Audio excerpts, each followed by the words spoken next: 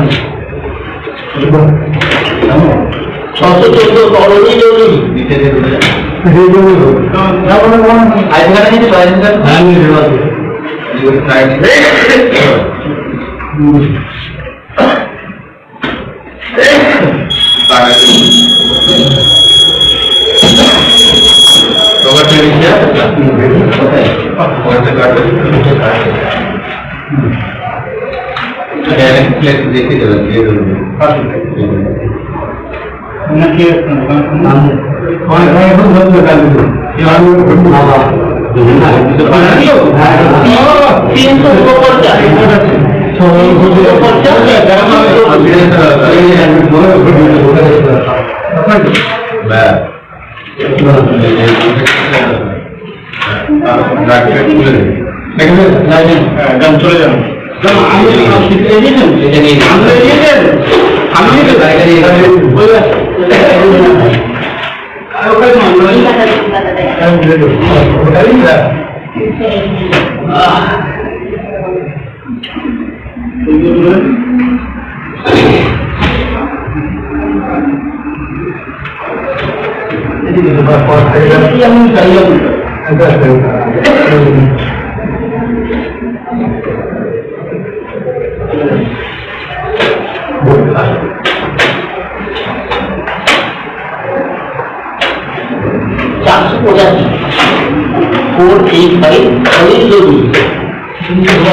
হ্যাঁ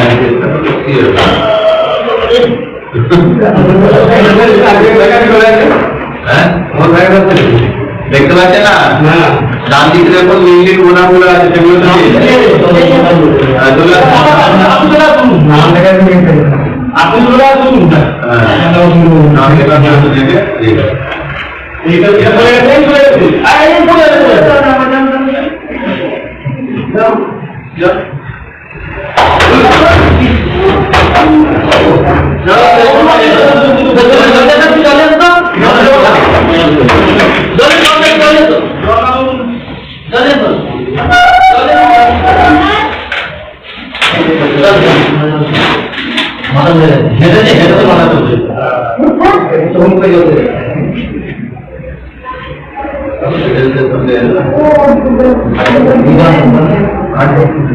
अरे भाई इधर नीचे दाओ नीचे दाओ ना वैसे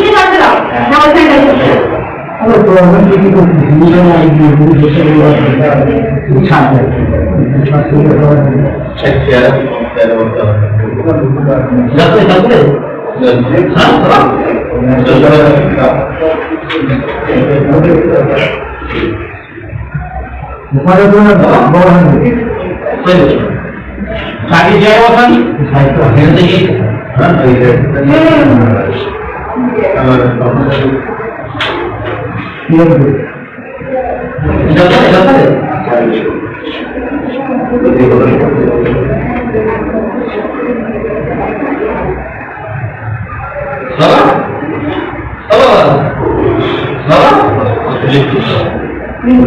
बाहर देखो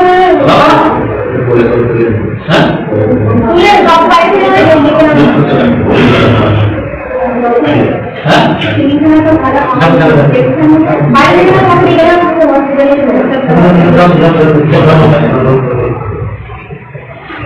আমি চাই তুমি না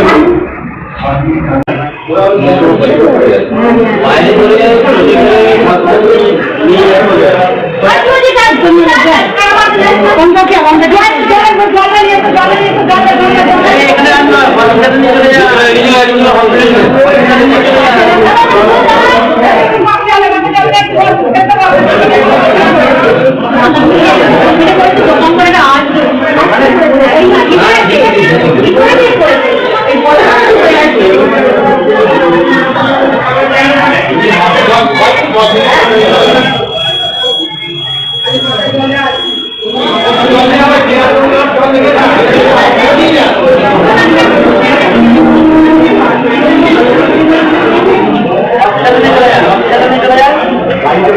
हाँ